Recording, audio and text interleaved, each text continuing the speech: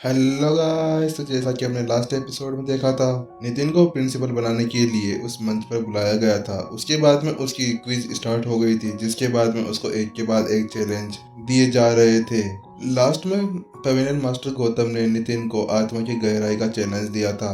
वह एक दूसरे के ऊपर उन्हें स्वर्ग की इच्छा का यूज करना था, ताकि जो भी अगर जिसके ऊपर स्वर्ग की इच्छा का यूज सही से कर पाएगा वही विजेता होगा। नितिन ने अपनी स्वर्ग की इच्छा का यूज करते हुए गौतम को अपने वश में कर लिया था। नितिन ने गौतम से कहा था कि तुम अपने मुंह पर 2 तमाचे लगाओ और उसके बाद में अपने हाथों के बल उल्टे खड़े हो जाओ। जैसे जैसा नितिन बोल रहा था वैसा वैसा पवेलियन मास्टर गौतम करते जा रहे थे, और उनकी इस तरह की हालत देखकर नीचे खड़ी हुई जनता बिल्कुल परेशान थी कि ऐसा कैसे हो सकता है। कोई 4 स्टार मास्टर टीचर कैसे 6 स्टार मास्टर टीचर को अपने काबू में कर सकता है। पवेलियन मास्टर गौतम जब लास्ट में ठीक हो गए तो वह अपने पैरों पर खड़े हो गए और उन्होंने नितिन को कहा कि आपका बहुत बहुत धन्यवाद कि आपने मेरी सारी मुश्किलें हल कर दी, आपने मेरी जान बचाई है, मैं आपका आभारी हूँ। तो गाइस, इसी सस्पेंस के साथ में वो पिछले वाला एपिसोड खत्म हो गया था। तो चलिए शुरू करते हैं नेक्स्ट एपिसोड उसी एंडिंग से। क्या धन्यवाद, आपने मेरी जान बचाई। सभी की सभी पवेलियन मास्टर गौतम के मुंह से वह सभी शब्द सुनकर परेशान थे कि वहां पर हो क्या रहा है, क्योंकि न केवल नितिन ने अपने स्वर्ग की इच्छा का यूज करते हुए पवेलियन मास्टर के ऊपर काबू कर लिया था, लेकिन पवेलियन मास्टर गौतम के बॉडी पर अपना कंट्रोल पाके उनको शर्मिंदा करने की कोशिश भी करी थी।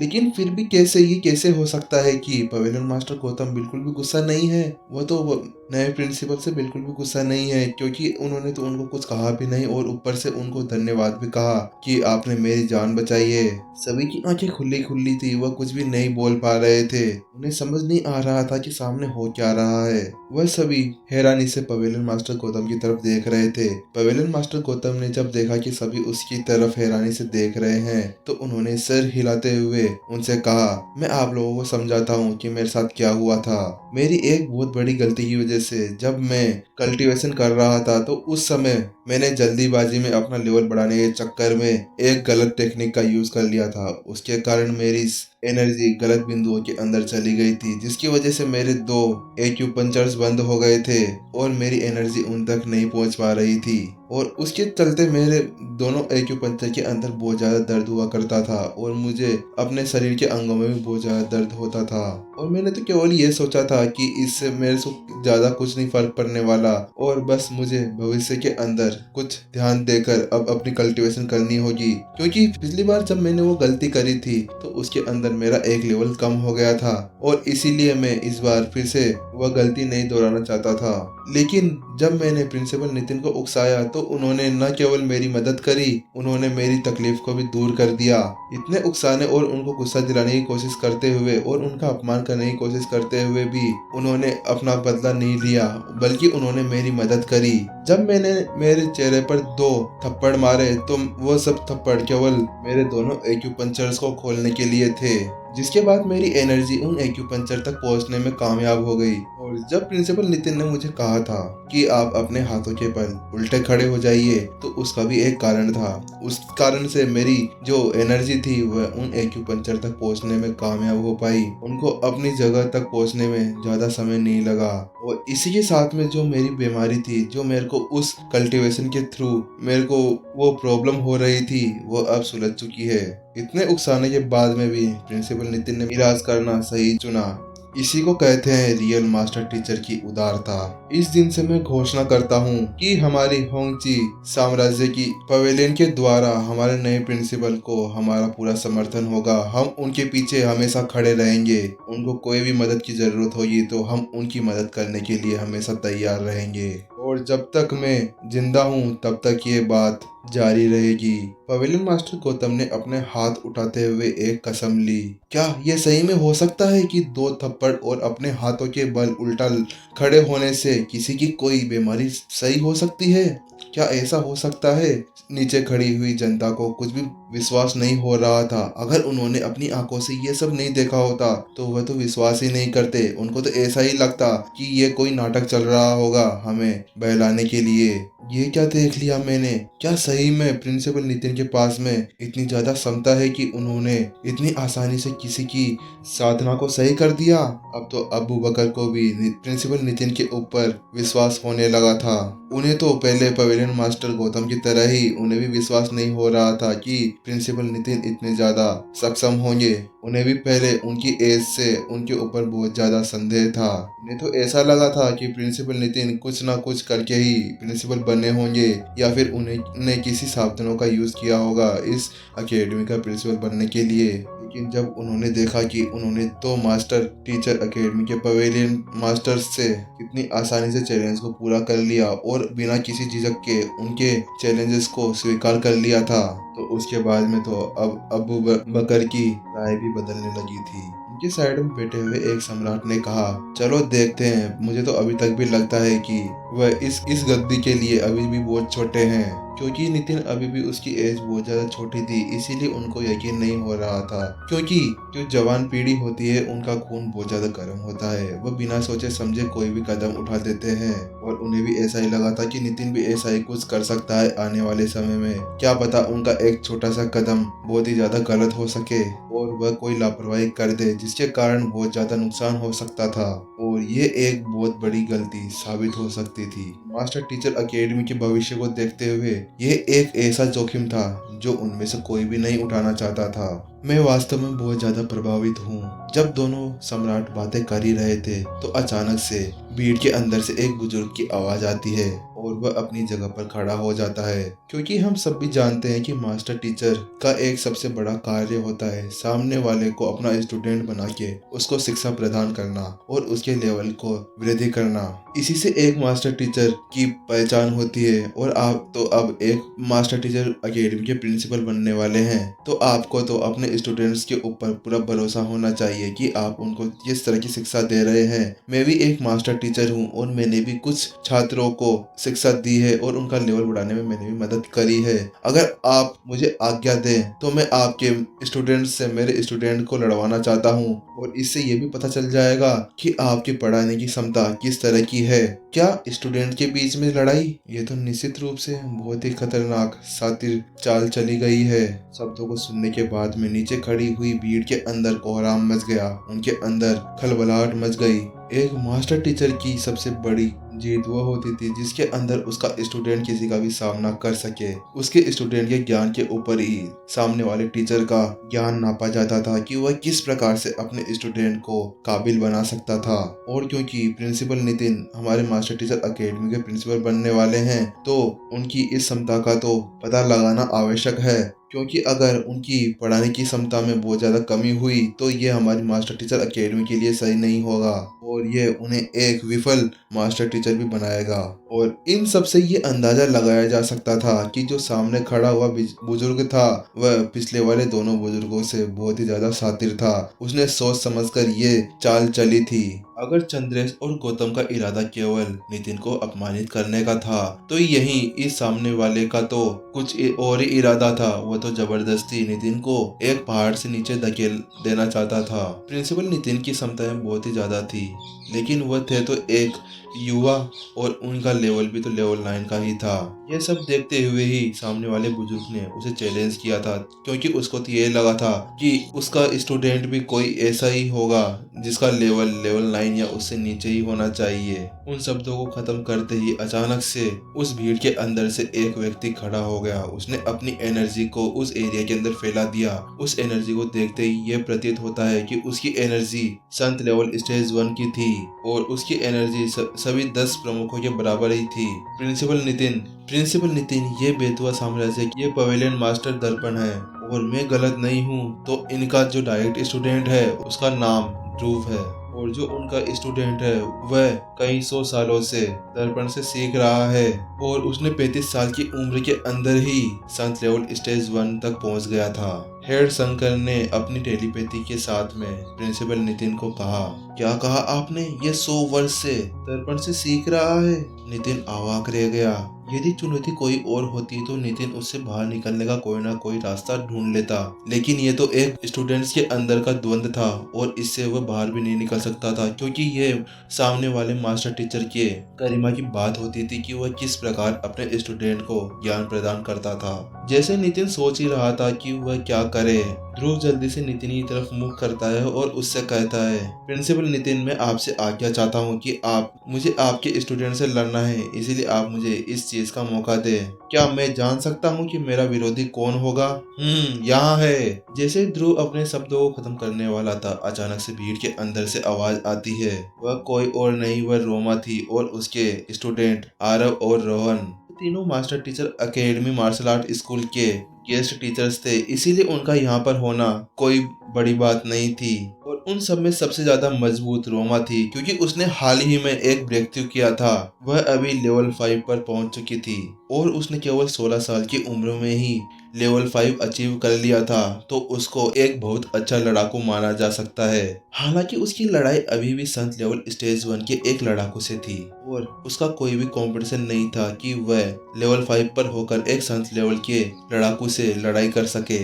मार्शल आर्ट स्कूल के उत्तन वसीर ने कहा, मुझे पूरा भरोसा है कि रोमा अपने आसपास के किसी भी लड़ाकू से लड़ सकती है, लेकिन वह संत लेवल स्टेज 1 के लड़ाकू के खिलाफ कैसे खड़ा हो सकते हैं, क्योंकि वह तो केवल एक ही सांस के अंदर उन्हें उड़ा देंगे। उत्तन वसीन को बिल्कुल भी विश्वास नहीं था कि रोमा सामने वाले लड़ाकू को हरा सकती है, और ध्रुव अपने लेवल को कम भी कर देता है तब भी बहुत मुश्किल होगा कि उससे कोई लेवल 5 का लड़ाकू जीत सके। और ये अंदर ऐसा नहीं था जिसके अंदर कोई युद्ध तकनीक या कोई अपनी सीक्रेट टेक्निक का यूज करते हुए इसको कम किया जा सकता हो। आप प्रिंसिपल नितिन के स्टूडेंट हो? हा हा हा हा, चलो ठीक है, आप आ जाओ, मैं अपनी कल्टीवेशन को थोड़ा सा दबा लूंगा जिससे मैं आपके बराबर हो जाऊं। जब ध्रुव ने देखा कि उसके सामने एक लेवल 5 का लड़ाकू खड़ा है तो उसको हंसी आ गई और उसने रोमा का मजाक उड़ाते हुए उसको अपनी ओर बुलाया ताकि वह लड़ाई स्टार्ट कर सके। ध्रुव को पूरा यकीन था कि वह एक ही फूंक के साथ में रोमा को हरा सकता है। अच्छा ठीक है, फिर तुम मेरे पास आओ, रोमा ने गुस्से से ध्रुव से कहा और उसने फिर स्टेज के ऊपर छलांग लगा दी। उस मंच के ऊपर बहुत ज्यादा तनावपूर्ण स्थिति बन चुकी थी। नीचे खड़े हुए सभी अपने नाखूनों को अपने मुंह के अंदर डाल के उनको काटे जा रहे थे। वह इस बात का वेट कर रहे थे कि सामने अब क्या होने वाला है। नितिन अपने मंच से नीचे उतरने ही वाला था रोमा को कुछ बताने के लिए, लेकिन तभी अचानक से एक आवाज आती है, रुकिए सीनियर रोमा, आप मेरा वेट करिए, आप इस बालक को मेरे ऊपर छोड़ दीजिए, आप अपनी एनर्जी वेस्ट ना करिए, इसको तो मैं ही संभाल लूंगा। वह आवाज भीड़ के अंदर से आई और उसके साथ में एक बहुत ज्यादा शक्तिशाली एनर्जी उस फील्ड के अंदर फैल गई। रोमा और नितिन ने देखा कि वह और कोई नहीं, हेड आयुष थे, जो कि म्यूजिशियन स्कूल के प्रमुख थे। नितिन की आंखें चमक गई, वो तो भूल ही गया था कि उनका यहाँ पर और भी स्टूडेंट्स हैं। हेड आयुष ने जल्दी से मंच की तरफ अपना कदम बढ़ाया और वह जल्दी से मंच के ऊपर आ गए। उन्होंने सबसे पहले मंच के ऊपर आते ही प्रिंसिपल नितिन को ग्रीट किया और रोमा से कहा, सीनियर रोमा, आप जाकर नीचे वेट करिए, इसको मेरे ऊपर छोड़ दीजिए, मैं भी तो आखिरकार प्रिंसिपल नितिन का एक स्टूडेंट ही हूँ, इसीलिए आप बेझिझक होकर नीचे आराम से मेरा वेट कीजिए, मैं इसको अभी एक ही सांस के अंदर हरा के नीचे आता हूँ। हेड आयुष जल्दी से नितिन की तरफ घूमे और उनसे कहा, प्रिंसिपल नितिन, मैं चाहता हूँ कि मैं आपकी तरफ से इनसे फाइट करूँ, तो आप मुझे आज्ञा दीजिए। नितिन ने भी एक तेज चमक के साथ में आयुष को आज्ञा दी कि आप लड़िए। फिर आज्ञा मिलते ही जल्दी से हेड आयुष ने ध्रुव की तरफ मुंह करते हुए कहा, मास्टर ध्रुव, आप चिंता ना करें, मैं अपने लेवल को आपकी जितना कर लूंगा ताकि इससे आपको कोई भी प्रॉब्लम ना हो। हेड आयुष ने भी हंसते हुए ध्रुव से कहा, ये वही शब्द थे जो कुछ समय पहले ध्रुव ने रोमा से कहा था और उसी का बदला लेने के लिए हेड आयुष ने हंसते हुए ध्रुव से कह दिए। वह भी अपने सीनियर के अपमान का बदला लेना चाहते थे। पवेलियन मास्टर दर्पण और उनके स्टूडेंट दोनों की आंखें फटी की फटी रह गई जब उन्होंने देखा कि उनके सामने मास्टर टीचर एकेडमी के 10 महान प्रमुखों में से एक खड़े हैं। ध्रुव की आंखें तो फटी की फटी रह गई जब उन्होंने देखा कि उनसे भी ताकतवर व्यक्ति उनके सामने खड़ा है और नीचे खड़ी हुई जनता भी कुछ समझ नहीं पा रही थी कि आखिरकार स्टेज पर हो क्या रहा है। अब ये स्टूडेंट कहाँ से आ गया, ये तो हमारे मास्टर टीचर अकेडमी के टॉप 10 मास्टर टीचर्स में से एक हैं। उन्हें कुछ समझ नहीं आ रहा था। और वहीं दूसरी तरफ ध्रुव कवि, अब उनके पास भी कोई चारा नहीं बचा था। अब उनको अपने ऊपर ही पछतावा हो रहा था कि क्यों वो अभी आगे आए उनसे लड़ने के लिए, लेकिन अब वो कुछ कर भी नहीं सकते थे। उन्होंने पहले ही प्रिंसिपल नितिन को चैलेंज दे दिया था, अगर अब वह पीछे हटे तो उनके सम्मान के ऊपर बहुत ज्यादा बड़ी चोट आएगी। इसीलिए ध्रुव ने भी एक बहुत गहरी सांस ली और वह आगे की तरफ बढ़े। उन्होंने अपने हाथ में एक तलवार निकाल ली। वह एक स्वॉर्डमैन थे, इसीलिए वह अपनी तलवार का यूज करते हुए हेड आयुष से लड़ने वाले थे।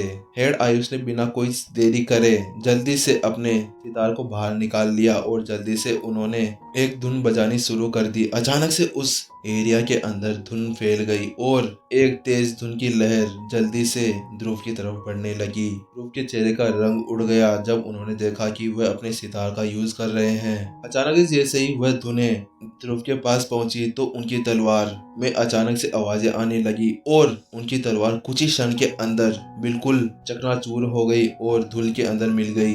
वो प्रेशर इतना ज्यादा था कि वहां पर खड़े हुए कोई भी उस प्रेशर को झेल नहीं पा रहा था और ध्रुव की हालत तो और भी ज्यादा खराब हो गई। अचानक से उनको एक तेज धक्का लगा जिसके कारण ध्रुव अपनी जगह से उड़ते हुए एक परिंदे की तरह दूर जाके गिरे। 7 स्टार डेमोनिक म्यूजिक। नीचे खड़े हुए दर्पण का मुंह तो खुला का खुला रह गया और उनकी आंखें फटी की फटी रह गई जब उन्होंने देखा कि उनके सामने वाला व्यक्ति 7 स्टार म्यूजिक का यूज कर रहा है। तो यही सोच रहे थे कि उनको कोई मौका मिले और वो अपना मुंह छुपाकर यहाँ से जल्दी से निकल जाएं, लेकिन उनके पास ऐसा कोई भी चांस नहीं था क्योंकि वह भी 7 स्टार म्यूजिक के सामने नहीं टिक पाते। अगर बात 6 स्टार ट्यूनिस्ट की होती तो वह भी कुछ सोच सकते थे, लेकिन अब तो 7 स्टार ट्यूनिस्ट उनके सामने खड़ा था। वह तो पहले ही हेड आयुष का मुकाबला नहीं कर पाते, लेकिन अब तो सोच भी नहीं सकते कि वह सामने वाले का कोई मुकाबला कर सकते थे। सबकी आंखें फटी की फटी रह गई जब उन्होंने देखा कि सामने वाला 7 स्टार म्यूजिक का यूज कर रहा है। हेड आयुष इतने ज्यादा शक्तिशाली होने के बाद में भी, 6 स्टार मास्टर टीचर होने के बाद में और 7 स्टार म्यूजिक टीचर होने के बाद में भी ये क्यों 4 स्टार मास्टर टीचर को अपना टीचर स्वीकार करेंगे? क्या इनका कोई पेच ढीला हो गया है? पवेलियन मास्टर दर्पण के मन में यही सवाल चल रहे थे। उनके चेहरे का रंग उड़ा हुआ था। बस ये सब सोच ही रहे थे कि अचानक से एक धीरे से आवाज आती है। ये कैसे हो सकता है? हेड आयुष मेरे से आगे कैसे निकल सकते हैं? आखिरकार मैं भी तो प्रिंसिपल नितिन के हाफ स्टूडेंट हूँ। वहाँ पर मेरे को जाना चाहिए था, मेरे को उनकी जगह लड़ना चाहिए था क्योंकि वह तो डायरेक्ट स्टूडेंट है और मैं तो उनकी हाफ स्टूडेंट हूँ। उनको तो मैं ही संभाल सकती थी।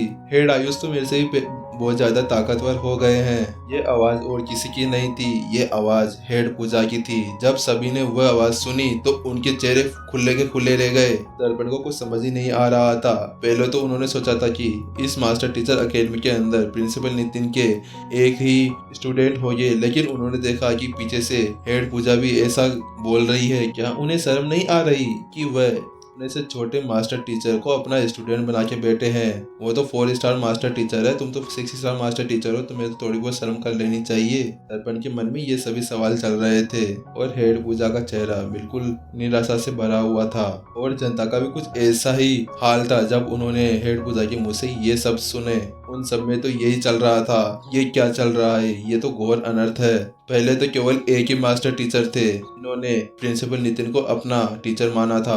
हम एक पल के लिए तो मान भी सकते हैं कि प्रिंसिपल नितिन पुराने प्रिंसिपल के पालतू जानवर को अपना पालतू जानवर बना सकते हैं, लेकिन ये तो कुछ और ही हो रहा है। ये तो यहाँ के मास्टर टीचर्स को, वो भी टॉप 10 मास्टर टीचर लिस्ट के अंदर जो मास्टर टीचर्स थे उनमें से एक को तो अपना डायरेक्ट स्टूडेंट बना के बैठे हैं और एक को अपना हाफ स्टूडेंट। हम ये सब कैसे मान सकते हैं? ये क्या संभव है? नीचे खड़ी हुई जनता, यहाँ तक कि मास्टर टीचर्स और स्टूडेंट्स, उनको कुछ भी समझ नहीं आ रहा था क्योंकि ये बातें ओनली मास्टर टीचर अकेडमी के 10 प्रमुखों के बीच में ही थी। उन्हीं को पता था। उन्होंने कभी भी बाहर जाकर इस बात का कोई भी उल्लेख नहीं किया है। हम ये सब नहीं मान सकते। आप कैसे मास्टर टीचर अकेडमी को अपने अधिकार में ले सकते हैं? सभी के दिलों में यही सब सवाल चल रहे थे। तो गाइस, इसी सस्पेंस के साथ में एक और एपिसोड खत्म होते हुए, और अभी तक भी हमारे नितिन भाई साहब अभी तक भी प्रिंसिपल नहीं बने हैं। तो देखते हैं कब हमारे दवाई के देवता प्रिंसिपल बनते हैं। अभी तक भी 2 एपिसोड और देखता हूँ, मैं रिकॉर्ड करूँगा अभी। इसके बाद में ये वाला एपिसोड भी साथ में आएगा शायद उसी के, या फिर इसको पहले डाल देता हूँ। ठीक है, तो गाइस मिलते हैं नेक्स्ट एपिसोड में।